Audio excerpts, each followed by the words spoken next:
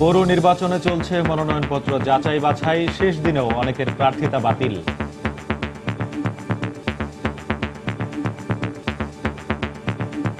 আটটি মনোনয়নপত্র ছিল, 7টি মনোনয়নপত্র সঠিক পাওয়া যায়, সেটা আমরা বৈধ ঘোষণা করেছি। 3:30টার মধ্যে আমাদের যাচাই বাছাইটি শেষ হবে এবং আমরা 3:30টা পরে পূর্ণাঙ্গ যে রিপোর্ট নির্বাচন কমিশনে আমরা পাঠিয়ে দেব। আনুষ্ঠানিকভাবে না হলেও কৌশলেই অনেকেই চালাচ্ছেন প্রচারণা। বাছাইটা নিয়ে টেনশনে আছিলাম, তো আল্লাহর রহমতে বাছাইটা টিকে গেছি। এখন সাধারণ মানুষের কাছে ভোট চাবো। যাচাই বাছাই আমার প্রার্থিতা বৈধ ঘোষণা করা হয়েছে। জনগণ সবাই আমাদেরকে চাইছে হিসাবে আমি নির্বাচন করতে চাই। যাচাই বাছাই শেষ হলো, আমরা নির্বাচনে প্রস্তুত হচ্ছি। দেখছিলেন প্রধান শিরোনাম। দুপুরের সময় সঙ্গে আছি আমি শেখ জায়েদ এবং আমি ইশরাত জাহান। এবার অন্যান্য শীর্ষ সংবাদ। মুক্তিযুদ্ধের চেতনায় সবাইকে ঐক্যবদ্ধ হয়ে কাজ করার আহ্বান প্রধানমন্ত্রীর। বিমান বাহিনীতে যুক্ত হলো আধুনিক প্রশিক্ষণ বিমান। শিগগিরই ফেসবুক সহ সামাজিক যোগাযোগ মাধ্যম খুলে দেওয়ার সিদ্ধান্ত। প্রতিনিধি দলের সঙ্গে বৈঠক শেষে জানালেন স্বরাষ্ট্রমন্ত্রী। চাপ থাকলেও আইএস বিরোধী কোনো জোটে বাংলাদেশের যোগ দেওয়া উচিত নয়, মন্তব্য বিশ্লেষকদের। জাতিসংঘের অধীনে জোট হলে সহযোগিতার আশ্বাস সরকারের। রাতের অন্ধকারে অবৈধভাবে ভারতে যাওয়া ঠেকানো না গেলে সীমান্ত হত্যা বন্ধ করা কঠিন হবে, ব্রিফিংয়ে বিজিবি মহাপরিচালক। এবং স্বাধীনতার 44 বছরে রপ্তানি আয়ে বাংলাদেশের অর্জন বিস্ময়কর, বলছেন অর্থনীতিবিদরা। নতুন বাজার সৃষ্টি ও রপ্তানি পণ্যের বহুমুখীকরণে মনোযোগ দেওয়ার পরামর্শ।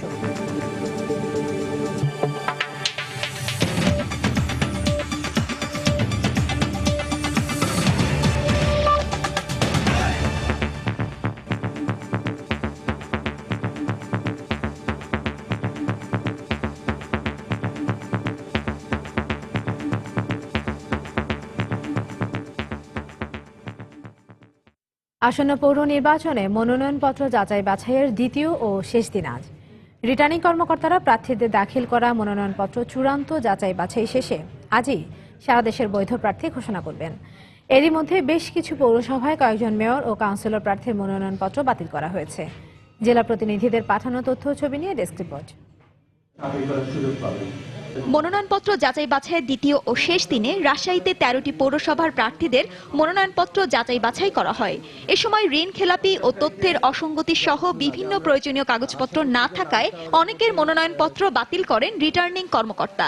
আমি ভোট করব বা জনগণের সেবা করব। যাচাই বাছাই শেষ হলো, আমরা নির্বাচনে প্রস্তুত হচ্ছি। আমরা এখন মাঠে কাজ করব। সংরক্ষিত কাউন্সিলর যারা 14 জন ছিলেন, 14 জনের সকলের মনোনয়নপত্র বৈধভাবে আমরা ঘোষণা করেছি। ময়মনসিংহের 9টি পৌরসভার উপজেলা পরিষদ কার্যালয়ে রোববার সকাল থেকেই ভিড় করেন নেতাকর্মীরা। দিনভর প্রার্থীদের মনোনয়নপত্রের বৈধতা ঘোষণা নিয়ে সেখানে উৎসবমুখর পরিবেশের সৃষ্টি হয়। বাছাইটা নিয়ে টেনশনে আছিলাম, তো আল্লাহর রহমতে বাছাইটা টিকে গেছি। আমার একটা টেনশন ছিল যে আমি যাচাই বাছাই টিকতে পারি কিনা, তো আমি যাচাই বাছাই টিকছি ইনশাল্লাহ। আশা করি আমাদের নির্বাচনটা সুস্থ হবে। সুস্থ হলে ইনশাল্লাহ আমি 2 নং ওয়ার্ড থেকে নির্বাচনে জয় হবে। সিলেটে মেয়াদ শেষ হওয়া 3টি পৌরসভায় প্রার্থীদের মনোনয়ন যাচাই বাছাই উপলক্ষে উপজেলা পরিষদগুলোর নিরাপত্তা ব্যবস্থা জোরদার করা হয়। যাচাই বাছাই আমার প্রার্থিতা বৈধ ঘোষণা করা হয়েছে। তো আমরা নির্বাচনী আচরণবিধিকে মেনেই আমরা সঠিক সময়ে আমরা নির্বাচনের প্রচারণায় নামবো। বাংলাদেশের ব্যাংক সিআইবিতে আমার কোনো ঋণ খেলাপি আসে নাই। ষড়যন্ত্রমূলকভাবে সরিয়ে দেওয়ার জন্য আমার মনোনয়নপত্র বাতিল করেছেন। তার এই অভিযোগ সম্পর্কে আমার কোনো মন্তব্য নেই। আমি বাছাইকালে উপস্থিত ব্যাংক কর্তৃপক্ষের স্বাক্ষরিত ডকুমেন্টস এবং তাদের উপস্থিতি আপত্তির প্রেক্ষিতে আমি আমার ব্যবস্থা নিয়েছি। এছাড়া গাইবান্ধা ও যশোর সহ দেশের বিভিন্ন স্থানে পৌরসভা নির্বাচনের মনোনয়নপত্র যাচাই বাছাই করা হয়। ইসমাত জাহান, সময় সংবাদ। এই মুহূর্তে রাজশাহীর পবায় আছেন আমাদের রিপোর্টার সাইফুর রহমান রকি, ময়মনসিংহের মুক্তাগাছায় হারুনুর রশিদ এবং সিলেটের গোলাপগঞ্জে আছেন আব্দুল আহাদ। মনোনয়নপত্র যাচাই বাছাইয়ের খবর জানতে প্রথমে চলে যাচ্ছি সাইফুর রহমান রকির কাছে। রকি,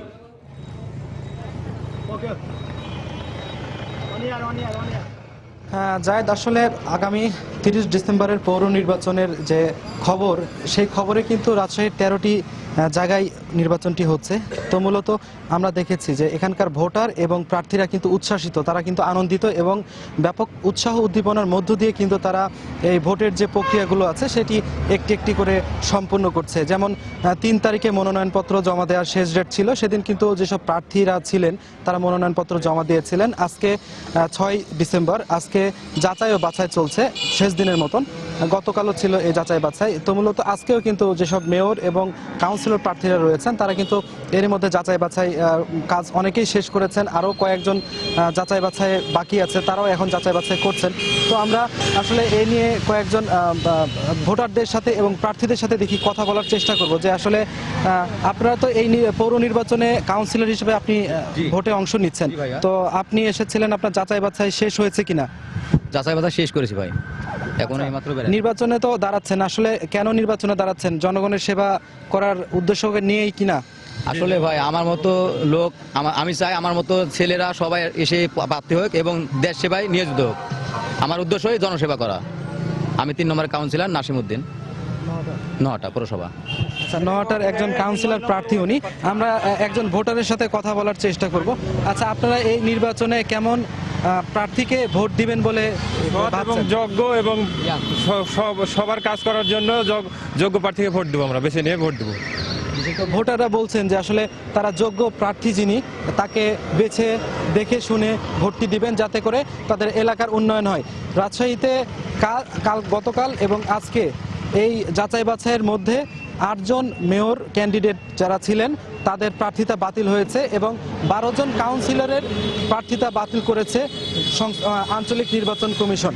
এখন পর্যন্ত আমরা এটি জানতে পেরেছি। আমরা বিকেলের পরে 5টার পরে জানতে পারবো যে আসলে কয়জন মেয়র প্রার্থী তারা হচ্ছে এই মনোনয়ন বাতিল হয়েছেন এবং কয়জন কাউন্সিলরের মনোনয়ন বাতিল হয়েছেন। তো এই ছিল আমার কাছে রাজশাহীর যাচাই বাছাইয়ের সর্বশেষ খবর। আমরা এখন ময়মনসিংহে যাচ্ছি, সেখানে আছে আমাদের সহকর্মী হারুনুর রশিদ, তিনি জানাবেন সেখানকার পৌর নির্বাচনের যাচাই বাছাইয়ের অবস্থা। ধন্যবাদ রকিব। রাজশাহীর মতো ময়মনসিংহেও আসলে আজকে মনোনয়নপত্র যাচাই বাছাইয়ের কার্যক্রম চলছে। আপনারা জানেন যে আসলে ময়মনসিংহে 9টি পৌরসভায় এবার নির্বাচন অনুষ্ঠিত হচ্ছে এবং এই 9টি পৌরসভায় মেয়র পদে 46 জন, সাধারণ এবং সংরক্ষিত কাউন্সিলর পদে 443 জন প্রার্থী মনোনয়নপত্র দাখিল করেছিলেন। গতকাল থেকে আসলে যাচাই বাছাই কার্যক্রম শুরু হয়েছে এবং আজও চলছে। আমরা এই মুহূর্তে অবস্থান করছি ময়মনসিংহের মুক্তাগাছা পৌরসভায়। এখানে যে উপজেলা পরিষদের শহীদ হজরত আলী অডিটোরিয়াম রয়েছে, সেখানে মনোনয়নপত্র যাচাই বাছাইয়ের কাজ চলছে। রিটার্নিং অফিসার আলিমুজ্জামান তিনি প্রার্থীদের মনোনয়নপত্র যাচাই বাছাই কাজ করছেন। তো এখন পর্যন্ত এই পৌরসভায় 2 জন কাউন্সিলর প্রার্থীর মনোনয়নপত্র বাতিল করা হয়েছে। এছাড়া মেয়র পদে এই পৌরসভায় 6 জন এবং সাধারণ কাউন্সিলর পদে 35 জন এবং সংরক্ষিত মহিলা কাউন্সিলর পদে 12 জন প্রার্থী মনোনয়নপত্র দাখিল করেছিলেন। এর মধ্যে 2 জন প্রার্থীর সাধারণ কাউন্সিলর প্রার্থীর মনোনয়নপত্র বাতিল করা হয়েছে। এছাড়া আরেকটা বিষয় জানিয়ে রাখছি যে ময়মনসিংহের নান্দাইল উপজেলায় 2 জন মেয়র প্রার্থীর মনোনয়নপত্র বাতিল করা হয়েছে। একজন হচ্ছেন জাতীয় পার্টির মনোনীত প্রার্থী শরীফুজ্জামান জুয়েল, ঋণ খেলাপির কারণে তার মনোনয়নপত্র বাতিল করা হয়, এবং আরেকজন হচ্ছেন ইসলামী শাসনতন্ত্র আন্দোলনের তাবারক হোসেন, তার মনোনয়নপত্রটি বাতিল করা হয়েছে। যে দলীয় প্রধানের যে প্রত্যয়নপত্র জমা দেওয়ার কথা ছিল তিনি সেটি জমা দেননি। এছাড়া ওই নান্দাইল পৌরসভার বিলকিস সুলতানা নামে একজন সংরক্ষিত মহিলা কাউন্সিলর পদের প্রার্থী ছিলেন, তার প্রার্থিতা বাতিল করা হয়েছে। তো আমি 9টি পৌরসভায় খবর নিয়েছি। এখন শেষ মুহূর্তের কাজ চলছে মনোনয়নপত্র যাচাই বাছাইয়ের এবং এটা প্রায় একেবারেই শেষ পর্যায়ে চলে এসেছে। ইতিমধ্যে নান্দাইল পৌরসভার যাচাই বাছাই কার্যক্রম শেষ হয়েছে, ভালুকা পৌরসভার যাচাই বাছাই কার্যক্রম শেষ হয়েছে, মুক্তাগাছা পৌরসভার যাচাই বাছাই কার্যক্রম অল্পক্ষণের মধ্যেই শেষ হবে। তো এই ছিল ময়মনসিংহের পৌরসভা নির্বাচনের মনোনয়নপত্র যাচাই বাছাই কার্যক্রমের সর্বশেষ অবস্থা। এখন আমরা চলে যাচ্ছি সিলেটে, সেখানে আমাদের সহকর্মী আব্দুল আহাদ রয়েছেন, তিনি জানাবেন সেখানকার অবস্থা। ধন্যবাদ হারুন। আসলে আমি সময়ের দর্শকদের আগেও জানিয়েছিলাম যে এবার আগামী 30 তারিখ যে পৌরসভা নির্বাচন দেশব্যাপী হবে, সেখানে সিলেটের 3টি পৌরসভার নির্বাচন অনুষ্ঠিত হবে। এই 3টি পৌরসভার নির্বাচনের আজকে মনোনয়ন যাচাই বাছাইয়ের শেষ দিন এবং এখনো পর্যন্ত 2টি পৌরসভার যে প্রার্থী যারা রয়েছেন তাদের মনোনয়ন বাছাই প্রক্রিয়া শেষ হয়েছে। এবং আমি এখন যেখানে দাঁড়িয়ে আছি সিলেটের গোলাপগঞ্জ পৌরসভায়, এখানের বিষয়টা আপনাদের আমি জানিয়ে রাখি যে মোট 42 জন কাউন্সিলর প্রার্থী তাদের মনোনয়নপত্র জমা দিয়েছিলেন। তাদের মধ্যে 6 জনের প্রার্থিতা অবৈধ ঘোষণা করেছেন নির্বাচন কমিশন এবং মোট 7 জন মেয়র প্রার্থী তাদের মনোনয়নপত্র জমা দিয়েছেন। তাদের মধ্যে 3 জনের প্রার্থিতা বাতিল করা হয়েছে। এই 3 জনের মধ্যে রয়েছেন বিএনপির প্রার্থী গোলাম কিবরিয়া চৌধুরী, মূলত তাকে ঋণ খেলাপি এ কারণে বাতিল করা হয়েছে। তো প্রথমে এখানের যে রিটার্নিং অফিসার যিনি রয়েছেন তাকে প্রথমে বৈধ ঘোষণা করা হয়, কিন্তু সাথে সাথে পূবালী ব্যাংকের কর্মকর্তারা এসে তারা জানান যে তার কাছে ব্যাংকের লেনদেন রয়েছে। তারপর রিটার্নিং কর্মকর্তা তার মনোনয়নপত্র আবার বাতিল ঘোষণা করেন। এছাড়া এই পৌরসভায় যে জাতীয় পার্টির যিনি প্রার্থী সোহেদ আহমদ এবং খেলাফত মজলিসের প্রার্থী আমিনুল ইসলাম, এই 2 জনের প্রার্থিতা অবৈধ ঘোষণা করা হয়েছে এবং আওয়ামী লীগের যে প্রার্থী জাকারিয়া আহমদ পাপলু এবং আওয়ামী লীগের বিদ্রোহী প্রার্থী সিরাজুল জব্বার চৌধুরী তাদের মনোনয়নপত্র বৈধ ঘোষণা করা হয়েছে। তো এই হলো গোলাপগঞ্জ পৌরসভার অবস্থা। আমি এখন আপনাদের জানাবো জকিগঞ্জ পৌরসভা, যেটি সীমান্তবর্তী একটি পৌরসভা। সেখানে হলো মোট 6 জন মেয়র প্রার্থী তাদের মনোনয়নপত্র জমা দিয়েছিলেন। তাদের মধ্যে 5 জনের প্রার্থিতা বৈধ ঘোষণা করা হয়েছে এবং 1 জনের প্রার্থিতা অবৈধ ঘোষণা করা হয়েছে এবং এই 1 জন হলেন তিনি আওয়ামী লীগের বিদ্রোহী প্রার্থী ফারুক আহমেদ। তো এই পৌরসভায় 1 জন সাধারণ কাউন্সিলর পুরুষ এবং 1 জন মহিলা কাউন্সিলর প্রার্থিতা অবৈধ ঘোষণা করা হয়েছে। এবং এছাড়া যে কানাইঘাট পৌরসভা, সেখানে 2 জন মেয়র প্রার্থিতা অবৈধ ঘোষণা করা হয়েছে এবং 8 জন মেয়র প্রার্থিতা বৈধ ঘোষণা করা হয়েছে। তো এই হলো সিলেটের সবশেষ অবস্থা আজকের আসলে। তো আপনাদের আসলে পরবর্তী সংবাদে আমি যে একটি পৌরসভা রয়েছে সেটার খবর আপনাদের জানিয়ে দিব। তো আমরা এখন চলে যাচ্ছি স্টুডিওতে আমাদের সহকর্মী শেখ জায়েদের কাছে। দর্শক, রাজশাহী, ময়মনসিংহ ও সিলেটের পৌর নির্বাচনের মনোনয়নপত্র যাচাই বাছাইয়ের খবর জানাচ্ছিলেন আমাদের রিপোর্টাররা। চলে যাচ্ছি পরের সংবাদে। নানা প্রতিকূলতার মধ্যেও গণতন্ত্রের স্বার্থে বিএনপি পৌর নির্বাচনে অংশ নিচ্ছে বলে মন্তব্য করেছেন দলটির ভারপ্রাপ্ত মহাসচিব মির্জা ফখরুল ইসলাম আলমগীর। সকালে নয়াপল্টনে বিএনপির কেন্দ্রীয় কার্যালয়ের সাংবাদিকদের তিনি কথা বলেন। এ সময় মির্জা ফখরুল অভিযোগ করে বলেন, বিগত জাতীয় ও সিটি কর্পোরেশনের মতো এবারের পৌর নির্বাচনেও নির্বাচন কমিশন নিরপেক্ষ ভূমিকা দেখাতে পারছে না।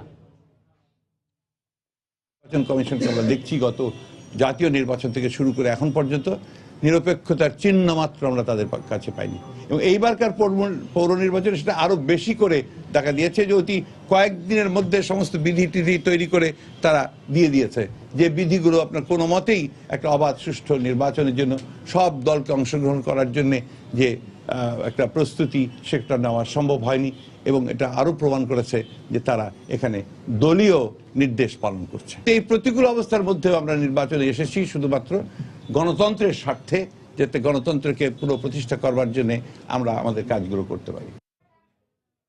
এদিকে নির্বাচনী আচরণবিধি অনুযায়ী প্রচারণা শুরু করতে না পারলেও রাজশাহীর বিভিন্ন পৌরসভায় আওয়ামী লীগ ও বিএনপি মনোনীত প্রার্থীরা কৌশলে নেমে পড়েছেন মাঠে। তবে দলীয় মনোনয়ন না পেলেও হাল ছাড়ছেন না বিদ্রোহী প্রার্থীরা। ভোটাররা বলছেন, সৎ ও যোগ্য প্রার্থীকে জনপ্রতিনিধি করতে চান তারা। আর আঞ্চলিক নির্বাচন কর্মকর্তা জানান, সুষ্ঠুভাবে ভোট গ্রহণ সম্পূর্ণ করতে প্রস্তুত তারা। বিস্তারিত সাইফুর রহমান রকের রিপোর্টে। চায়ের দোকান থেকে শুরু করে রাজশাহীর সর্বত্রই চলছে পৌরসভা নির্বাচনের আলাপ। মনোনয়নপত্র জমা দেওয়ার পর থেকে আওয়ামী লীগ ও বিএনপি সমর্থিত প্রার্থীরা কৌশলে ঘুরছেন ভোটারদের দ্বারে দ্বারে, নিজের পক্ষে ভোট বাগাতে দিচ্ছেন নানা প্রতিশ্রুতি। এই পৌরসভাকে আমি সারা বাংলাদেশের মধ্যে একটি মডেল পৌরসভা হিসাবে আমি ইনশাল্লাহ মানুষের কাছে উন্মুক্ত করব।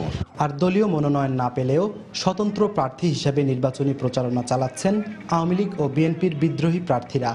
আমাকে দল মনোনয়ন দেয়নি, কিন্তু স্থানীয় আমার জেলা বিএনপি, যুবদল, ছাত্রদল, স্বেচ্ছাসেবক দল, সকল নেতৃবৃন্দ তারা চাচ্ছে যে আমি নির্বাচন করি। লবিং গ্রুপিং এর কারণেই নৌকা এমন একজন হাতে দেওয়া হয়েছে, সেই নৌকা নিয়ে এখানে জয়যুক্ত করতে পারবে না। এখানে আমি মনে করি যে নতুন প্রজন্ম আমাকেই প্রয়োজন। তবে ভোটাররা বলছেন, সৎ ও যোগ্য প্রার্থীকেই নির্বাচিত করতে চান তারা।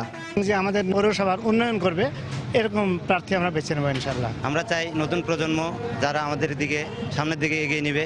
অবাধ ও সুষ্ঠু নির্বাচনের লক্ষ্যে সব প্রস্তুতি সম্পূর্ণ হয়েছে বলে জানালেন আঞ্চলিক নির্বাচন কর্মকর্তা। শান্তিপূর্ণ নির্বাচনের জন্য যাদেরকে নিয়োগ করা প্রয়োজন, যেভাবে শান্তি অর্জন করা যাবে, শান্তি পরিবেশ রাখা যাবে, সেভাবে আমরা ব্যবস্থা নেব। প্রতিটি পৌরসভায় 9টি করে ওয়ার্ড রয়েছে। মোট 139টি কেন্দ্রে একযোগে 30 ডিসেম্বর ভোট গ্রহণ অনুষ্ঠিত হবে। সাইফুর রহমান রকি, সময় সংবাদ, রাজশাহী। মুক্তিযুদ্ধের চেতনায় উদ্বুদ্ধ হয়ে দেশের উন্নয়নে সবাইকে ঐক্যবদ্ধভাবে কাজ করার আহ্বান জানিয়েছেন প্রধানমন্ত্রী শেখ হাসিনা। সকালে ঢাকা সেনানিবাসের বিএএফ ঘাঁটি কর্মীটোলায় বিমান বাহিনীতে প্রশিক্ষণ যুদ্ধ বিমান ও হেলিকপ্টার অন্তর্ভুক্তি অনুষ্ঠানে তিনি কথা বলেন। এ সময় বাংলাদেশ বিমান বাহিনীর জন্য রাশিয়া থেকে আনা নতুন 6টি প্রশিক্ষণ যুদ্ধ বিমান ও 2টি হেলিকপ্টার আনুষ্ঠানিকভাবে অন্তর্ভুক্তির ঘোষণা দেন তিনি। এর আগে বিমান বাহিনীর প্যারেড পরিদর্শন ও সালাম গ্রহণ করেন প্রধানমন্ত্রী শেখ হাসিনা। এ সময় সেখানে সেনা, নৌ ও বিমান বাহিনী প্রধানরাও উপস্থিত ছিলেন। অনুষ্ঠানে প্রধানমন্ত্রী দেশের নিরাপত্তায় সশস্ত্র বাহিনীর অবদানের কথা উল্লেখ করেন। বলেন, এই বাহিনীর আধুনিকায়নে সবসময় কাজ করছে সরকার। শুধু দর্শক অ্যারোবেটিক্স প্রদর্শনী উপলক্ষে করতালি। বাংলাদেশ দক্ষিণ এশিয়ায় একটা উন্নত সমৃদ্ধ দেশ হিসেবে গড়ে উঠবে। বাংলাদেশ এক শান্তিপূর্ণ দেশ হিসেবে সারা বিশ্বের বুকে তার নিজের স্থান করে নেবে। আমরা জাতির পিতা বঙ্গবন্ধু শেখ মুজিবের নেতৃত্বে মুক্তিযুদ্ধ করে বিজয় অর্জন করেছে, আমরা বিজয়ী জাতি। আমাদের সকল মানুষকে সবসময় এটা মনে রাখতে হবে যে আমরা যুদ্ধে বিজয় করে বিজয়ী জাতি। আত্মবিশ্বাস এবং আত্মমর্যাদা বোধ নিয়েই বাংলাদেশের জনগণ এগিয়ে যাবে, বিশ্বে আপন মর্যাদা স্থান করে নেবে, সেটাই আমরা চাই। যত বেশি আমরা অর্থনৈতিকভাবে শক্তিশালী হব, আমরা মনে করি আমাদের সশস্ত্র বাহিনী সহ সকল ক্ষেত্রে আমরা আরও উন্নত মানের যাতে প্রশিক্ষণ থেকে শুরু করে আমাদের যা যা সরঞ্জামাদি প্রয়োজন সব আমরা সংগ্রহ করতে পারবো এবং বাংলাদেশ দক্ষিণ এশিয়ায় একটা উন্নত সমৃদ্ধ দেশ হিসেবে গড়ে উঠবে। আসুন আমরা সবাই মিলে মহান মুক্তিযুদ্ধের চেতনায় উদ্বুদ্ধ হয়ে জাতির পিতার স্বপ্নের সোনার বাংলা গড়ে তুলি। আমি বাংলাদেশ বিমান বাহিনীর উত্তরোত্তর সমৃদ্ধি ও সকলের সুন্দর ভবিষ্যৎ কামনা করছি। সামাজিক যোগাযোগ মাধ্যম ফেসবুক সহ বন্ধ অ্যাপসগুলো খুব শিগগিরই খুলে দেওয়ার সিদ্ধান্ত নেওয়া হবে বলে জানিয়েছেন স্বরাষ্ট্রমন্ত্রী আসাদুজ্জামান খান কামাল। ফেসবুক কর্তৃপক্ষের 2 সদস্যের সঙ্গে বৈঠক শেষে তিনি সাংবাদিকদের একথা জানান। বৈঠকে স্বরাষ্ট্রমন্ত্রী ছাড়াও ডাক ও টেলিযোগাযোগ প্রতিমন্ত্রী তারানা হালিম এবং তথ্য ও যোগাযোগ প্রতিমন্ত্রী বিষয়ক প্রতিমন্ত্রী জুনায়েদ আহমেদ পলক উপস্থিত ছিলেন। সকালে সচিবালয়ে স্বরাষ্ট্র মন্ত্রণালয়ে এ বৈঠক হয়। কয়েকদিন আগে অভ্যন্তরীণ নিরাপত্তা সহ বিভিন্ন বিষয় নিয়ে আলোচনার আগ্রহ প্রকাশ করে ফেসবুক কর্তৃপক্ষকে চিঠি দেন ডাক ও টেলিযোগাযোগ প্রতিমন্ত্রী তারানা হালিম। এরই প্রেক্ষিতে ফেসবুক কর্তৃপক্ষ এশিয়া প্যাসিফিক অঞ্চলের 2 জন প্রতিনিধি বিক্রম লাম ও দীপালি লিভারহ্যামকে বাংলাদেশে পাঠান। গত 18 নভেম্বর থেকে বাংলাদেশে ফেসবুক সহ কয়েকটি যোগাযোগ মাধ্যম বন্ধ রয়েছে।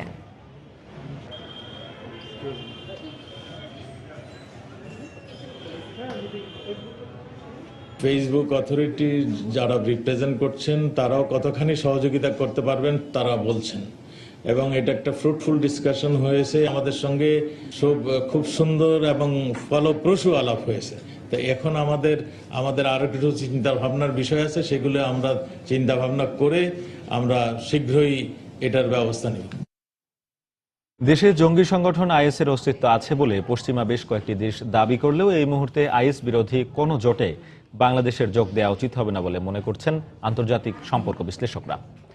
পররাষ্ট্র মন্ত্রণালয় বলছে, কোনো দেশের নয়, জাতিসংঘের উদ্যোগে জোট গঠিত হলে যোগ দেওয়ার ব্যাপারে আপত্তি থাকবে না বাংলাদেশের। রিপোর্ট এহসান জুয়েলের। মধ্যপ্রাচ্য ভিত্তিক জঙ্গি সংগঠন আইএসের তৎপরতা বন্ধ করতে 2014 সালের সেপ্টেম্বর মাস থেকে জোট গঠন করে যুক্তরাষ্ট্র। 10 দেশের এই জোট আইএসের বিরুদ্ধে দফায় দফায় বিমান হামলা চালায়। এখনো চলছে সে হামলা। কোনো জোটে না গিয়ে রাশিয়াও পৃথকভাবে বিমান হামলা চালাচ্ছে সিরিয়ায়। আর সম্প্রতি প্যারিস হামলার পর ফ্রান্সের উদ্যোগে যুক্তরাষ্ট্রের জোটভুক্ত দেশগুলো এবং রাশিয়াকে নিয়ে একটি বৃহত্তর জোট গঠনের চেষ্টা চলছে। আন্তর্জাতিক এমন সব তৎপরতার মধ্যে পশ্চিমা দেশগুলোর পক্ষ থেকে বাংলাদেশে আইএসের অস্তিত্ব থাকার দাবি করে দেয়া হচ্ছে নানা বিবৃতি। সরকারের পক্ষ থেকে অবশ্য বলা হচ্ছে চাপ তৈরি করতেই এ ধরনের তৎপরতা। বাংলাদেশে যদি আজকে আইএস আছে বা জঙ্গিবাদ আছে বা আছে, এই ধরনের যদি একটা স্বীকৃতি আদায় করতে পারে, তাহলে আমাদের অবস্থাটা কি হবে সেটা কি দেশের মানুষ একবার ভেবে দেখবেন? এই অবস্থায় আন্তর্জাতিক সম্পর্ক বিশ্লেষকদের মতে নানামুখী চাপ থাকলেও আপাতত আইএস বিরোধী কোনো আন্তর্জাতিক জোটে যোগ দেওয়া উচিত হবে না বাংলাদেশের। আইএস এর ব্যাপারে ইনডাইরেক্টলি একটা বাংলাদেশকে প্রেশারাইজ করা হয়, আমি বলবো যে এটাতে বাংলাদেশে না যাওয়াটাই ভালো। বরং বাংলাদেশ গভর্নমেন্ট যে কথাটা বলতে পারে বা আমাদের সিকিউরিটি এজেন্সিগুলো যেতে বলতে পারে যে আমরা পূর্ণ সহযোগিতা দেব, কোনো বিশেষ রাষ্ট্রের অধীনে কোনো জোটে জয়েন করা, তাতে হয় কি একটা স্পষ্টভাবে নিজের পজিশনটা খুব বেশি ক্লিয়ার করে দেখা যায় এবং বাংলাদেশের আরও বোধহয় নিরাপত্তা ঝুঁকিটা হয়তো বাড়িয়ে দেবে। পররাষ্ট্র মন্ত্রণালয়ের পক্ষ থেকে বলা হচ্ছে কোনো দেশ নয়, জাতিসংঘের উদ্যোগে জোট হলে সহযোগিতা করবে বাংলাদেশ। আইএস বিষয়ে জাতিসংঘের নেতৃত্বে যদি কিছু কার্যক্রম গ্রহণ করা হয়, বাংলাদেশ সেটাতে অংশগ্রহণ করবে এবং বাংলাদেশ হিউম্যানিটেরিয়ান গ্রাউন্ডে যে রিহ্যাবিলিটেশন, প্রচুর শরণার্থী ডিসলজড হয়ে যাচ্ছেন, তাদের সহায়তার জন্য ডাক্তার, নার্স বা প্রশিক্ষণ বা শিক্ষা সহায়তা এগুলি হতে পারে। তবে আইএস ইস্যুতে আভ্যন্তরীণ নিরাপত্তা জোরদার করার পাশাপাশি আন্তর্জাতিক সহযোগিতা নেওয়া যেতে পারে বলে মনে করছেন বিশ্লেষকরা। হিসান জুয়েল, সময় সংবাদ, ঢাকা। অবৈধ পথে রাতের অন্ধকারে ভারত যাওয়া ঠেকানো না গেলে সীমান্তে মানুষ হত্যা বন্ধ করা কঠিন হবে বলে জানিয়েছেন বিজিবি মহাপরিচালক মেজর জেনারেল আজিজ আহমেদ। দুপুরে পিলখানায় বিজিবি সদর দপ্তরে সংবাদ সম্মেলনে একথা বলেন তিনি। এ সময় পার্বত্য এলাকার দুর্গম সীমান্ত সুরক্ষায় কারো উপর নির্ভরশীল না হয়ে বিজিবি সক্ষমতা বাড়ানোর উপর জোর দেন তিনি। আমার দেশের একটা লোকও বর্ডার ক্রস করবে না, তাহলে কিন্তু এটা হলো শূন্যের কোঠায় না হইলো একদম কাছাকাছি চলে আসতো। আপনারা যদি দেখেন হত্যাগুলো কখন হচ্ছে, আমাদের লোকজন যদি রাতের আধারে হলো বর্ডার ক্রস না করে, যেদিন আমরা ওইটা দেখাতে পারবো সেদিন দেখবেন যে বর্ডার কিলিং জিরোর কাছে চলে আসবে। দুপুরের সময় আরো থাকছে, পাট রপ্তানি নিষিদ্ধ করায় আন্তর্জাতিক বাজার হারানোর আশঙ্কা ব্যবসায়ীদের। প্রয়োজনীয় যোগান নিশ্চিত হলে নিষেধাজ্ঞা প্রত্যাহারের আশ্বাস সরকারের। গণতন্ত্রের জন্য ক্ষমতা ছেড়ে দিয়েছি, কিন্তু দেশে এখন গণতন্ত্র নেই বলে মন্তব্য করেছেন জাতীয় পার্টির চেয়ারম্যান হোসেন মোহাম্মদ এরশাদ। দুপুরে রাজধানীর ডিপ্লোমা ইঞ্জিনিয়ার্স মিলনায়তনে সংবিধান রক্ষা বিষয়ক এক আলোচনা সভায় বক্তব্য রাখেন তিনি। এ সময় এরশাদ আরো বলেন, দেশে প্রতিদিনই খুন হচ্ছে, কোথাও স্বস্তি নেই, মানুষের নিরাপত্তা নেই। এখন কি দেখি প্রতিদিন, কাল যেন আওয়ামী লীগের নেতাকে গলা কেটে হত্যা করেছে, প্রতিদিন খবরের কাজ করলে খুন আর খুন আর বাসের মধ্যে মেয়েকে নির্যাতন করা হলো, কোথাও মানুষ স্বস্তি নেই, কোথাও নিরাপত্তা নেই।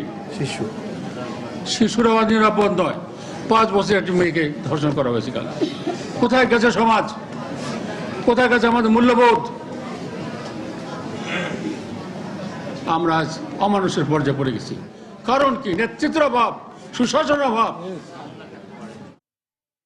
আইনি প্রক্রিয়ার মধ্য দিয়ে 71-এ মানবতা বিরোধী অপরাধের সাজা নিশ্চিত করাকে বিচারহীনতার সংস্কৃতি থেকে বেরিয়ে আসার বড় পদক্ষেপ বলে মনে করেন আইনমন্ত্রী আনিসুল হক।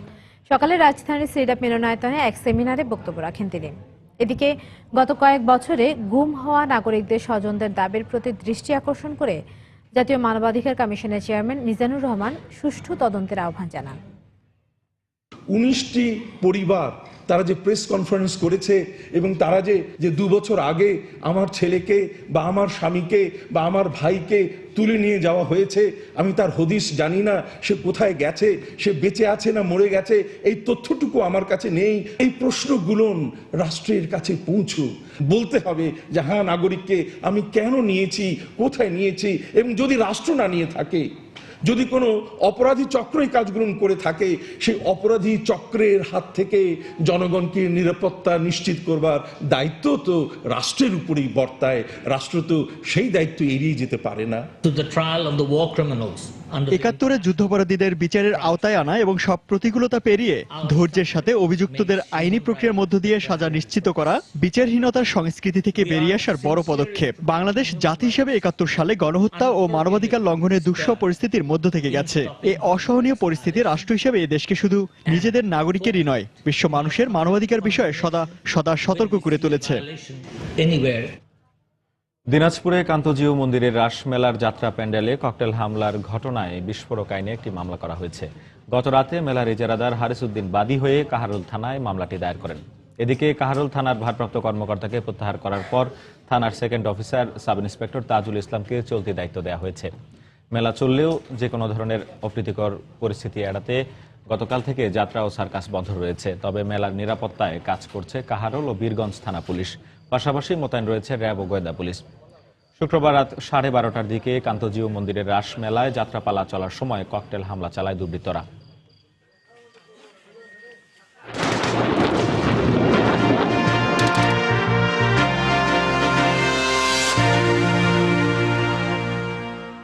স্বাধীনতা ৪৪ বছরে রপ্তানি আয়ে বাংলাদেশের অর্জনকে বিস্ময়কর বলে মনে করেন অর্থনীতিবিদরা। ১৯৭২-৭৩ অর্থ বছরে মাত্র ৩৪ কোটি মার্কিন ডলারের রপ্তানি আয় গেল অর্থ বছরে পৌঁছেছে প্রায় ৩,২০০ কোটি ডলারে। বিশ্লেষকরা বলছেন, আগামীতে মধ্যম আয়ের দেশের চ্যালেঞ্জ মোকাবেলায় বাংলাদেশকে এখন নজর দিতে হবে নতুন বাজার সৃষ্টি ও রপ্তানি পণ্যের বহুমুখীকরণের দিকে। মোস্তফা মাহবুবের রিপোর্ট। ১৯৭১ সালে অর্থনৈতিক মুক্তির স্বপ্ন নিয়ে পাকিস্তানি শোষণ শাসনের বিরুদ্ধে যুদ্ধ করেছিল বাঙালি জাতি। স্বাধীনতার ৪ দশক পর সে স্বপ্ন অর্জনের পথে অনেকটাই এগিয়েছে দেশ। আর এ স্বপ্ন পূরণে সহায়ক ভূমিকা পালন করেছে রপ্তানি খাত। যুদ্ধ পরবর্তী সময়ে রপ্তানি খাত পাট ও কাঁচা চামড়া নির্ভর হলেও সময়ের আবর্তনে সে তালিকায় যুক্ত হয়েছে তৈরি পোশাক, হিমায়িত খাদ্য, চামড়াজাত পণ্য, জাহাজ নির্মাণ সহ হালকা ও মাঝারি শিল্পের নানা পণ্য। মাথাপিছু কম জমি নিয়ে তো আর কোনো দেশ অর্থনৈতিক উন্নয়ন ইতিহাসে করেনি। আমাদেরকে বিশ্ব অর্থনীতির সাথে ক্রমাগতভাবে বেশি সংযুক্ত হতে হবে। যেই শিল্প পণ্যগুলো আমরা বহুমুখীকরণ করে রপ্তানি করব, সেগুলোর কাঁচামাল এবং মধ্যবর্তী পণ্য পর্যন্ত আমাদেরকে আমদানি করতে হবে। এটাই হলো আমাদের চ্যালেঞ্জ। অর্থনৈতিক অগ্রযাত্রার দৌড়ে নতুন বাজার বাড়ানোর পাশাপাশি আগামী দিনের রফতানি চ্যালেঞ্জ মোকাবেলায় বাংলাদেশকে এখনই প্রস্তুতি নিতে হবে বলে মনে করেন অর্থনীতিবিদরা। ২০২৪ সাল নাগাদ যদি বাংলাদেশ স্বল্পোন্নত দেশ থেকে বেরিয়ে যায়, তাহলে কিন্তু এই অগ্রাধিকারমূলক বাজার সুবিধা এটি কিন্তু সংকুচিত হয়ে আসবে। আমাদের অনেক পণ্যের যে প্রতিদ্বন্দ্বিতা বা প্রতিযোগিতামূলক সক্ষমতা, সেখানে একটা চাপ পড়তে পারে। অন্যদিকে রফতানি উন্নয়ন পরিকল্পনায় ব্যবসায়ীদেরকেও সম্পৃক্ত করার তাগিদ দিলেন এই ব্যবসায়ী নেতা। ৮৫% তো রপ্তানি করতেছে বিজিএমই, তারা নিজস্ব কষ্টে চলতেছে, থাকে 15%, সেটা নিয়ে ইপিবি ওয়ার্ক করছে। ইপিবিকে আরও শক্তিশালী হতে হবে, তাদেরকে আরও ডাইভার্সিফাই করতে হবে, তাদেরকে নিয়ে চেম্বার অফ কমার্সের কাজ করতে হবে। শ্রমনির্ভর শিল্প বিকাশের পাশাপাশি কম দামে পণ্য উৎপাদনেরও তাগিদ দিলেন বিশ্লেষকরা। আগামী দিনে মধ্যম আয়ের দেশের রপ্তানি চ্যালেঞ্জ জয় করে এগিয়ে যাবে বাংলাদেশ। অর্থনৈতিক সমৃদ্ধিতে সারা বিশ্বে শক্তিশালী অবস্থানে থাকবে লাল সবুজের পতাকা। প্রতিষ্ঠিত হবে গণমানুষের কাঙ্ক্ষিত অর্থনৈতিক মুক্তি। এখন এমনটাই স্বপ্ন দেখে বাংলাদেশের প্রতিটি মানুষ। মোস্তফা মাহবুব, সময় সংবাদ, ঢাকা। ১৯৭১ সালের এই দিনে পাক হানাদার বাহিনীকে পিছু হটিয়ে মুক্ত হয় কুড়িগ্রাম, যশোর ও মেহেরপুর সহ বেশ কয়েকটি জেলা। লাল সবুজের পতাকা উড়িয়ে সেদিন আনন্দ উল্লাসে মেতে ওঠেন এ এলাকার মুক্তিকামী জনতা। তবে স্বাধীনতার ৪৪ বছর পেরিয়ে গেলেও অযত্ন অবহেলায় পড়ে থাকা গৌরবগাঁথার স্মৃতিগুলো সংস্কারের দাবি জানিয়েছেন মুক্তিযোদ্ধারা। আর এই দিনে একটি স্বাধীন রাষ্ট্র হিসেবে বাংলাদেশকে স্বীকৃতি দেয় ভুটান। জেলা প্রতিনিধিদের পাঠানো তথ্য ও ছবি নিয়ে ডেস্ক রিপোর্ট। ১৯৭১ সালের এই দিন মুক্তিযোদ্ধাদের সাঁড়াশি আক্রমণে কুড়িগ্রাম থেকে পিছু হটে পাকিস্তানি হানাদার বাহিনী। এরপর নতুন শহরের পানি ট্যাঙ্কের উপর মানচিত্র খচিত পতাকা উড়িয়ে চারিদিকে বিজয় বার্তা জানানো হয়। অথচ যথাযথ সংরক্ষণের অভাবে ক্রমেই নিশ্চিহ্ন হয়ে যাচ্ছে কুড়িগ্রামের ২৪টি গণকবর ও বৌদ্ধভূমি। ৩, ৪ ও ৫ ডিসেম্বর যশোর জেলার বিভিন্ন স্থানে মুক্তিবাহিনী ও মিত্রবাহিনীর সাথে পাক হানাদারদের বেশ কয়েকবার সম্মুখ যুদ্ধ হয়। এক পর্যায়ে ৫ ডিসেম্বর থেকে পালিয়ে যেতে থাকে পাক বাহিনী। অবশেষে ৬ ডিসেম্বর বিকেলে মিত্রবাহিনীর কমান্ডার জেনারেল বারাতের নেতৃত্বে যশোর সেনানিবাসের দখল নেয় মুক্তিযোদ্ধারা। ২০ এপ্রিল মেহেরপুরে থানা কাউন্সিলে স্থায়ী ক্যাম্প গড়ে তোলে পাক বাহিনী। এ সময় ভোকেশনাল ট্রেনিং ইনস্টিটিউট ও মেহেরপুর সরকারি কলেজ ক্যাম্পাসে তারা গড়ে তোলে নির্যাতন সেল, চালায় হত্যাযজ্ঞ। পরে ৫ ডিসেম্বর মিত্রবাহিনী মেহেরপুরে ঢোকে। সম্মুখ যুদ্ধের পর অবশেষে ৬ ডিসেম্বর হানাদার মুক্ত হয় মুক্তিযুদ্ধের সূতিকাগার মেহেরপুর। কিন্তু আজও অবহেলিত জেলার গৌরব গাথার স্মৃতিচিহ্নগুলো। মেহেরপুর জেলাতে বিভিন্ন জায়গায় পাক হানাদার বাহিনীর ঘাঁটিতে সম্মুখ যুদ্ধে অংশগ্রহণ করে মেহেরপুর জেলা মুক্ত হয় ৫ তারিখে এছাড়া ৭১-এর এই দিনে সুনামগঞ্জ, ঝিনাইদহ, হবিগঞ্জ ও লালমনিরহাট জেলার মাটি থেকেও বিতাড়িত হয় পাকিস্তানি হানাদার বাহিনী। ইসমাত জাহান, সময় সংবাদ। আইনের কঠোর প্রয়োগের মাধ্যমে নারী নির্যাতন প্রতিরোধ সম্ভব বলে মনে করেন শিক্ষামন্ত্রী নুরুল ইসলাম নাহিদ। সকালে বাংলা একাডেমি চত্বরে তারুণ্যই রুখবে সহিংসতা শীর্ষক শহীদ উৎসবে তিনি বক্তব্য রাখেন। এ সময় নারীদের সমতা ফিরিয়ে দিতে সামাজিক সচেতনতার পাশাপাশি পুরুষদের দৃষ্টিভঙ্গি পরিবর্তনের দিকেও জোর দেন মন্ত্রী। অনুষ্ঠানের শুরুতে শহীদ সদস্যদের একটি র্যালি ঢাকা বিশ্ববিদ্যালয়ের রাজু ভাস্কর্য প্রদক্ষিণ করে বাংলা একাডেমিতে ফিরে আসে। এসে আসন গ্রহণ করার জন্য মঞ্চে দুপুরের সময় আরো থাকছে। বিপিএল এর তৃতীয় পর্বে মিরপুরে সিলেট সুপারস্টার্সের বিপক্ষে ব্যাট করছে বরিশাল বুলস। সন্ধ্যায় ঢাকা ডায়নামার্সের প্রতিপক্ষ রংপুর রাইডার্স। গাজীপুরের শ্রীপুরে প্রাথমিক বিদ্যালয়ের এক শিক্ষকের বিরুদ্ধে যৌন হয়রানির অভিযোগ পাওয়া গেছে। নির্যাতিত ছাত্রী ও তার স্বজনদের অভিযোগ, স্থানীয় দরগারচালা সরকারি প্রাথমিক বিদ্যালয়ের শিক্ষক দুলাল গতকাল সন্ধ্যায় কোচিং শেষে পঞ্চম শ্রেণীর ওই ছাত্রীকে একা পেয়ে যৌন হয়রানি করে। এই ঘটনায় লিখিত অভিযোগের ভিত্তিতে একটি তদন্ত কমিটি গঠন করা হয়েছে বলে জানিয়েছেন শ্রীপুর প্রাথমিক শিক্ষা অফিসার। এদিকে অভিযুক্ত শিক্ষকের হুমকিতে থানায় মামলা করতে পারছে না বলে অভিযোগ করেছেন নির্যাতিতার স্বজনরা।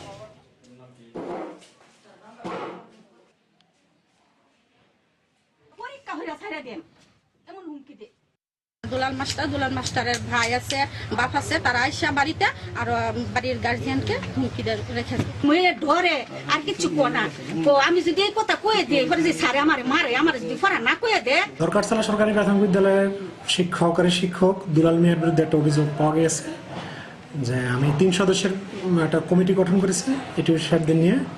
তারা অতি দ্রুত তদন্ত করে রিপোর্ট দেবে, যদি দোষী সাব্যস্ত হয় অবশ্যই প্রয়োজনীয় ব্যবস্থা গ্রহণ করব।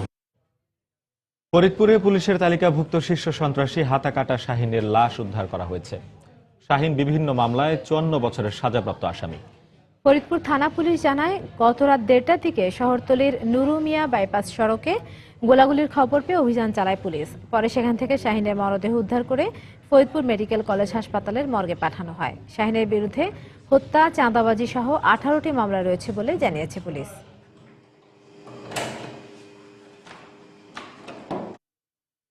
কোনো ধরনের আলাপ আলোচনা ছাড়াই অনির্দিষ্টকালের জন্য কাঁচা পাট রফতানি নিষিদ্ধ করেছে সরকার, এমন অভিযোগ পাট রফতানিকারকদের। এমনকি প্রজ্ঞাপন জারির আগেই বন্দরে পৌঁছানো পাটের রফতানি ছাড়পত্র দেয়া হচ্ছে না বলেও জানিয়েছেন তারা। এই অবস্থায় পাটের আন্তর্জাতিক বাজার হারানোর পাশাপাশি আর্থিকভাবে ব্যাপক ক্ষতির আশঙ্কা করছেন রপ্তানিকারকরা। যদিও সরকার বলছে, ম্যান্ডেটরি প্যাকেজিং অ্যাক্ট বাস্তবায়নে প্রয়োজনীয় পাটের জোগান নিশ্চিত হলেই তুলে নেওয়া হবে নিষেধাজ্ঞা। জুবায়ের ফয়সালের রিপোর্ট। সরকারি হিসেব মতে দেশে প্রতি বছর গড়ে ৭৮ লাখ বেল পাট উৎপাদিত হচ্ছে। এর মধ্যে ১৭ লাখ বেল কাঁচা পাট রফতানি থেকে বৈদেশিক মুদ্রা আয় হচ্ছে প্রায় ২,০০০ কোটি টাকা। যদিও রফতানিকারকরা বলছেন এ মৌসুমে উৎপাদিত হয়েছে ৬০ লাখ বেল পাট। এর সঙ্গে বিগত বছরের অতিরিক্ত ৫ লাখ বেল নিয়ে মোট পাটের মজুদ রয়েছে ৬৫ লাখ বেল, যা থেকে এর মধ্যেই চলতি বছরের অক্টোবর পর্যন্ত রফতানি হয়েছে প্রায় ৩.৫ লাখ বেল। আর দেশের পাটকলগুলোতে প্রয়োজন পড়বে ৫০ লাখ বেল পাটের। ফলে এবছরও থেকে যাবে প্রায় ১০ লাখ বেল অতিরিক্ত কাঁচা পাট। তা সত্ত্বেও কাঁচা পাট রফতানি বন্ধের সিদ্ধান্তকে অযৌক্তিক বলছেন রফতানিকারকরা। অন্তত আলাপ আলোচনা না করেই এ ধরনের উদ্যোগ নেয় তা পাট শিল্পের সুদূর প্রসারী ক্ষতি করবে বলে মনে করছেন তারা। সমস্ত মিলের প্রয়োজন মেটানোর পরেও বছর শেষে একটি অংশ উদ্বৃত্ত থাকবে, কিন্তু এই আইনটাকে বাস্তবায়নের ক্ষেত্রে এটা কাঁচা পাট রপ্তানি বন্ধ করার কোনো যুক্তি আছে বলে আমি মনে করি না। অ্যাসোসিয়েশনকে কোনো চিঠিও দেয়নি এবং আমরা কেউ জানিও না। 3 তারিখের পূর্বে যে কন্ট্রাক্টগুলো আছে, যে এলসিগুলো আছে, সেইগুলোকে অন্ততপক্ষে তারা অন্ততপক্ষে ছেড়ে যদি দেয়, একদিকে যেরকম দেশীয় বাজারটাও ঠিক থাকতো, পাশাপাশি আমাদের বিদেশি বাজারটাও আমাদের কাছে ঠিক থাকতো। এদিকে সরকার বলছে প্রতিষ্ঠান ভেদে বিদেশি ক্রেতাদের জন্য সিদ্ধান্ত কিছুটা শিথিল করা হতে পারে, কিন্তু সর্বোচ্চ অগ্রাধিকার দেয়া হচ্ছে পাটের মোড়ক ব্যবহার আইন বাস্তবায়নকেই। বিদেশি এই ধরনের কোনো শিল্প যদি আমাদের এই পাট নির্ভরতা নিয়ে যদি কোনো শিল্প প্রতিষ্ঠান গড়ে উঠে থাকে, তাহলে সেটা আমরা কেস টু কেস আমাদের ঊর্ধ্বতন কর্তৃপক্ষের অনুমোদন নিয়ে হয়তো আমরা কনসিডার করতে পারি। যদিও আইন বাস্তবায়নের প্রশ্নে দ্বিমত নেই রফতানিকারকদেরও, তবে রফতানি বন্ধের ফলে দেশের অর্থনীতিতে এক ধরনের নেতিবাচক প্রভাব পড়তে পারে উল্লেখ করে সিদ্ধান্ত থেকে সরে আসতেও সরকারের প্রতি আহ্বান তাদের। জুবায়ের ফয়সাল, সময় সংবাদ, ঢাকা।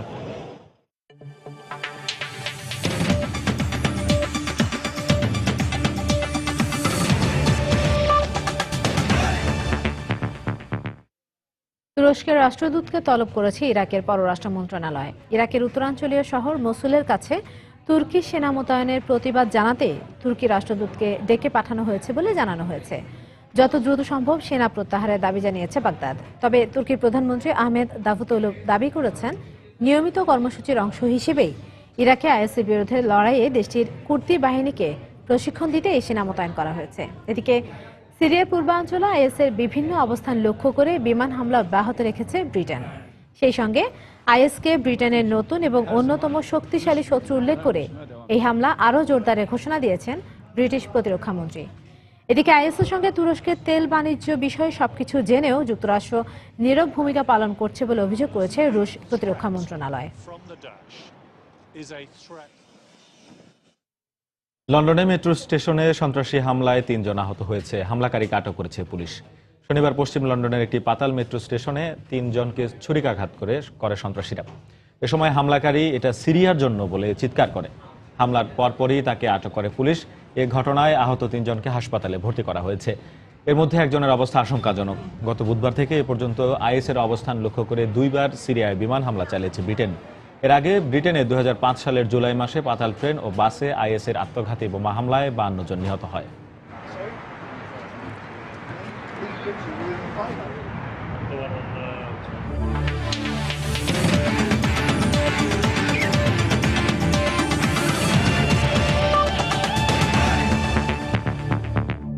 বিপিএল এর খবর।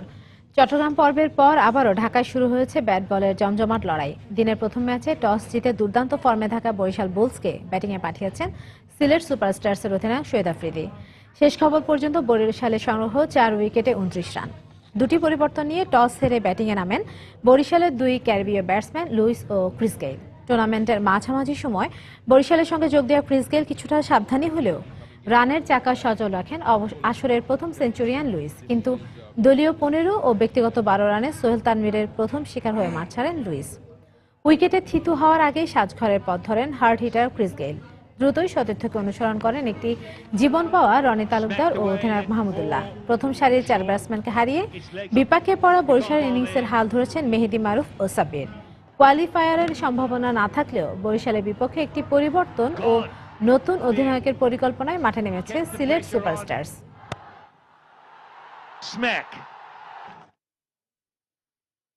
এদিকে দিনের আরেক গুরুত্বপূর্ণ ম্যাচে মুখোমুখি হবে ঢাকা ডায়নামাইটস ও রংপুর রাইডার্স। এর আগে ঢাকা পর্বে দারুণ খেললেও চট্টগ্রাম পর্বটা ভালো যায়নি ডায়নামাইটসের। তাই আবারও ঢাকার মাঠ কাঁপাতে চায় সাঙ্গার দল। অন্যদিকে এই ম্যাচ জিতলেই সেরা 4-এ একরকম নিশ্চিত হয়ে যাবে রাইডার্সের। তাই ছাড় দেবে না তারাও। সন্ধ্যা 6:30টায় শুরু হবে ম্যাচটি। চট্টগ্রাম পর্বটা একেবারেই ভালো কাটেনি ঢাকা ডায়নামাইটসের। বরিশাল বুলসের কাছে 9 উইকেটের বড় ব্যবধানে হারের পরের ম্যাচে কুমিল্লা ভিক্টোরিয়ান্সের বিপক্ষেও 10 রানে হেরেছে তারা। সেই সঙ্গে আসরের একমাত্র সেঞ্চুরিটাও হয়েছে ঢাকার বিপক্ষেই, যে ম্যাচে বরিশালের এভিন লুইস ঢাকার বোলারদের পিটিয়েছেন বেধড়ক। তাই ঢাকা পর্বে পাওয়া ডায়নামাইটসদের 4 ম্যাচে 3 জয়ের সাফল্যের হাসিটাও কিছুটা যে ম্লান হয়েছে তা বলাই যায়। বন্দরনগরী ঘুরে বিপিএল আবারও ঢাকায়। আর ঢাকা ডায়নামাইটসের দলে পাকিস্তানি পেসার মোহাম্মদ ইরফান যোগ দেয়ায় বোলিং বিভাগটা হয়েছে আরো শক্তিশালী। তাই বোলিং নিয়ে স্বস্তির পাশাপাশি আবারও কাটার মাস্টার মুস্তাফিজের প্রশংসায় সাঙ্গাকারা। মুস্তাফিজ দারুণ খেলোয়াড়, শেখার ইচ্ছাটা ওর মধ্যে প্রবল। নিজের যোগ্যতা দিয়েই সে আইসিসির বর্ষসেরা দলের সুযোগ পেয়েছে। তবে অবসরের পরেও এই তালিকায় নিজের নামটা দেখে একটু অবাক লেগেছে। তবে ব্যাটিংটা ভাবাচ্ছে অধিনায়ককে। আসরে তৃতীয় সর্বোচ্চ 224 রান করা সাঙ্গার ব্যাট হাসলেও আইকন নাসিরের রান করা দুশ্চিন্তা যোগান দিচ্ছে ডায়নামাইটস শিবিরে। ব্যাটিং এ আমাদের আরো গুছিয়ে নিতে হবে। এই দলে ভালো খেলোয়াড় আছে। নাসিরের কথা বলবো সে রান পাচ্ছে না ঠিক, তবে বাংলাদেশের অন্যতম সেরা ক্রিকেটার সে। অন্যদিকে ঢাকা পর্বে মুখোমুখি দেখায় ডায়নামাইটসকে 69 রানে হারিয়েছিল সাকিবরা। আর চট্টগ্রাম পর্বে 1 হারের বিপরীতে 1 জয় পেয়েছে রাইডার্স। তাই 7 ম্যাচে 8 পয়েন্ট নিয়ে টেবিলে 3-এ থাকা দলটি আছে ঢাকার চেয়ে সুবিধাজনক স্থানেই। এছাড়া বল হাতে 13 উইকেট নিয়ে এখন পর্যন্ত রাইডার্স আইকন সাকিব আছেন উইকেট শিকারীর তালিকায় শীর্ষে। আর অভিজ্ঞ মিসবাউল হক ও লঙ্কান অলরাউন্ডার থিসারা পেরেরা জ্বলে উঠলে রাইডার্স ডায়নামাইটস ম্যাচটি দর্শনীয় কিছুই উপহার দেবে, তার বলার অপেক্ষা রাখে না। মাকসুম আলম খান, সময় সংবাদ, ঢাকা। লা লিগার খবর। রিয়াল মাদ্রিদ ও অ্যাটলেটিকো মাদ্রিদের জয়ের রাতে ভ্যালেন্সিয়ার সঙ্গে 1-1 গোলে ড্র করেছে বর্তমান চ্যাম্পিয়নরা। এদের শীর্ষে থাকা কাতালানদের ঘাড়েই এখন নিঃশ্বাস ফেলছে 2 পয়েন্ট কম নিয়ে দ্বিতীয় স্থানে থাকা অ্যাটলেটিকো। ঘরের মাঠে শুরু থেকে দারুণ খেলতে থাকে ভ্যালেন্সিয়া। সেই সঙ্গে নতুন কোচ গ্যারি নেভিলের ছোঁয়ায় যেন আরও উজ্জীবিত তারা। ভ্যালেন্সিয়ার রক্ষণভাগের সামনে বারবার মুখ থুবড়ে পড়েছে বার্সার আক্রমণ। তবে দ্বিতীয়ার্ধে খেলার 59 মিনিটে মেসির পাস থেকে গোল করে টানা 7 ম্যাচে গোলের রেকর্ড গড়েন উরুগুয়ের তারকা সুয়ারেজ। কিন্তু 86 মিনিটে স্বাগতিক সমর্থকদের উৎসবের উপলক্ষে এনে দেন স্যান্টিয়াগো মিনা। দারুণ এক গোলের সঙ্গে নতুন কোচকে 1 পয়েন্ট উপহার দেন এই ফরওয়ার্ড।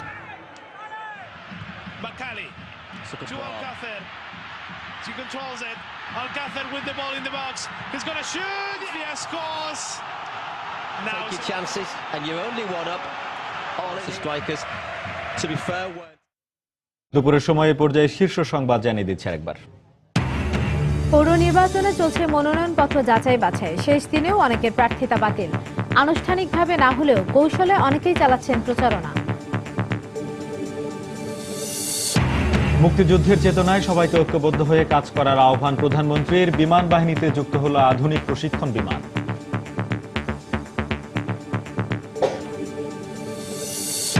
শিগগিরই ফেসবুক সহ সামাজিক যোগাযোগ মাধ্যম খুলে দেওয়ার সিদ্ধান্ত। প্রতিনিধি দলের সঙ্গে বৈঠক শেষে জানালেন স্বরাষ্ট্রমন্ত্রী।